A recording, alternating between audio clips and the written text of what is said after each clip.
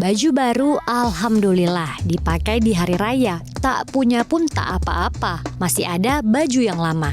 Bak nyanyian di masa kecil yang mengajarkan agar tetap mensyukuri apa yang ada kini. Namun beda ceritanya jika memposisikan diri sebagai pengusaha tekstil. Kalau bisa, penjualan harus menanjak di bulan Ramadan. Walau yang sebenarnya terjadi, yakni bayangan PHK terus mengikut dari belakang. Bagai tak kenal ampun, H-17 menjelang lebaran lagi-lagi PHK terjadi. Kali ini korbannya pabrik pakaian Puma PT Tuntex Garment Indonesia di Cikupa, gulung tikar atau bangkrut. Dinas Tenaga Kerja Kabupaten Tangerang menyebutkan ada 1.160-an pekerja yang terdampak PHK. Akibat dari keputusan perusahaan ini, ribuan pegawai harus menganggur. Namun perusahaan tidak bisa berbuat banyak karena situasinya juga tengah sulit. Pabrik ini mengalami penurunan permintaan dari ekspor. Alasan perusahaan untuk penutupan tersebut adalah dikarenakan orderan yang terus-menerus sejak 3 tahun terakhir, sehingga membuat mereka tidak mampu untuk bertahan melanjutkan produksi dari tekstil mereka. Sebelumnya 3 tahun yang lalu mereka sempat untuk efisiensi dan ada sekitar 500 karyawan kena efisiensi. Namun mereka terus belum ada rencana pada saat itu untuk penutupan. Namun karena memang 3 tahun terakhir orderan terus menurun dan mereka tidak mampu lagi bertahan, sehingga dengan terpaksa harus menutup perusahaan Tuntex itu sendiri. Sebagaimana dijelaskan bahwa sesuai dengan undang-undang tentu baik pihak perusahaan maupun pihak pekerja harus mengupayakan tidak terjadi PHK. Namun ketika terjadi PHK tentu kami dari pemerintah daerah harus memastikan bahwa semua hak-hak dari pekerja diterima dengan baik dan sesuai dengan ketentuan peraturan perundang-undangan. Sempat terbersit dugaan apakah PHK yang dilakukan jelang lebaran ini demi menghindari kewajiban para pengusaha dalam membayar THR. Namun, Wakil Ketua Bidang Ketenagakerjaan dan Pengembangan SDM BPPAPI Nurdin Setiawan membantah. Ia mengatakan pengusaha tekstil tidak akan berlaku demikian. Meski mengalami PHK, pengusaha dan Disnaker Tangerang kompak memastikan jika hak para karyawan termasuk THR masih akan tetap dibayarkan. Tidak ada istilah pemutusan hubungan kerja menjelang THR karena untuk menghindari pembayaran THR. Kami kalau di dunia usaha, para pelaku usaha itu tidak mungkin melakukan hal seperti itu. Karena ketika itu terjadi, pada saat kita mau merekrut kembali karyawan, itu perlu biaya. Sebab pada saat karyawan baru itu masuk, maka untuk produktivitas itu minimal itu di 3 bulan. Jadi kita juga ketika produktivitasnya rendah pasti akan rugi.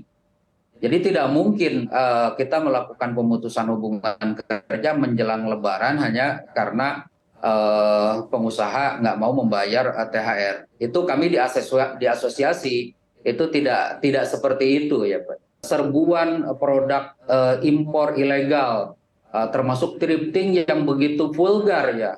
Di mal-mal juga ada, lalu di pusat-pusat perbelanjaan yang lainnya termasuk di pasar-pasar tradisional. Ini sesungguhnya ironis sekali sekarang ini terhambat oleh serbuan produk impor ilegal terutama yang thrifting. Lagi-lagi soal serbuan baju impor bekas, tapi ada fakta lama yang sering dianggap wajar padahal menjadi beban terberat tekstil domestik. Apalagi jika bukan tekstil impor dari China. Badan Pusat Statistik mencatat Indonesia rutin mengimpor pakaian bekas. Ternyata impor paling banyak berasal dari China. Adiana Pitupulu yang merupakan anggota DPR menyatakan impor pakaian bekas yang masuk ke Indonesia nilainya tak seberapa. Mengutip data Badan Pusat Statistik 2019, Adian menyebut impor pakaian bekas hanya 417 ton. Jumlah itu setara 0,6% impor pakaian dari China yang sebesar 64.660 ton. Pada 2020, impor pakaian jadi dari China sebesar 51.790 ton. Sementara pakaian bekas impor hanya 66 ton atau 0,13% dari impor pakaian jadi China itu. Tahun 2021, impor pakaian jadi dari China 57.110 ton, sedangkan impor pakaian bekas hanya 8 ton atau 0,01% dari impor pakaian jadi asal China. Menanggapi hal ini, Ketua Umum Ikatan Pedagang Pasar Indonesia Abdullah Mansuri memang mengakui jika produk baju baru dari China memang merajai tanah air karena harganya yang murah, bahkan bisa 2 kali lipat lebih murah. Ditambah lagi, tanda pemulihan ekonomi tak kunjung terlihat di lapangan. Abdullah menyebut daya beli masyarakat masih lunglai. Gelombang ini sebenarnya sudah lama terjadi.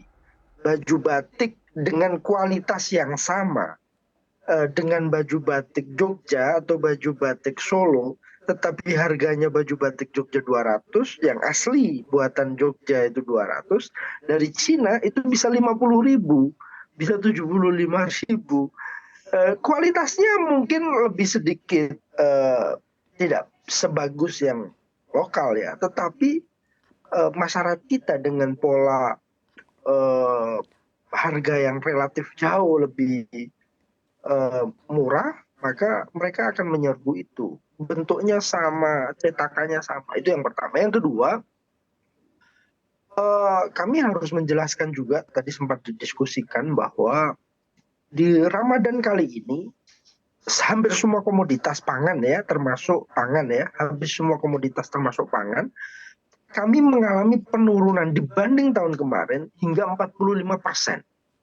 Artinya memang geliat ekonomi yang dihembuskan itu tidak sesuai dengan fakta di lapangan. Sementara itu, Direktur Eksekutif Asosiasi Pertekstilan Indonesia, Danang Girindra Wardana menilai jika jual beli baju impor China memang diperbolehkan atau legal. Namun justru yang jadi PR selanjutnya adalah agar baju-baju asal negeri tirai bambu tersebut tidak mengganggu produk dalam negeri. Menurut Danang, cara yang bisa dilakukan yakni dengan memperhatikan non-tarif barrier yang memang berpotensi mendapat penolakan dari negara-negara lain. Kalau baju bekas memang tidak boleh impor baju bekas, tapi kalau baju baru boleh gitu. Nah, masalahnya adalah bagaimana Indonesia secara regulasi membendung hujan atau begitu banyaknya importasi baju baru ini dari mancanegara. Nah, kita bisa melakukan berbagai cara untuk membatasi banjirnya impor itu, baik melalui tarif barrier yang kemungkinan akan menjadi masalah dari WTO atau melalui non-tarif barrier. Nah, kita harus mengukur nih saat ini Mbak Dina, seberapa besar baju-baju baru yang diimpor dari negara luar itu masuk ke Indonesia dan apakah itu mengganggu market domestik dari produsen garmen, termasuk produsen garmen IKM ya, industri kecil menengah, apakah itu mengganggu. Nah, kita lihat aja apakah dalam konteks ini nanti kita juga bisa mendengar dari Pak Supandi. Setiap kebijakan yang dilakukan memang memiliki konsekuensi. Namun, apa yang layak dipertaruhkan demi kemakmuran rakyat sudah sepatutnya harus dilakukan. Kita lihat saja, apakah pemerintah mampu melindungi industri tanah air yang mengerek roda ekonomi Indonesia? Tim Liputan CNBC Indonesia.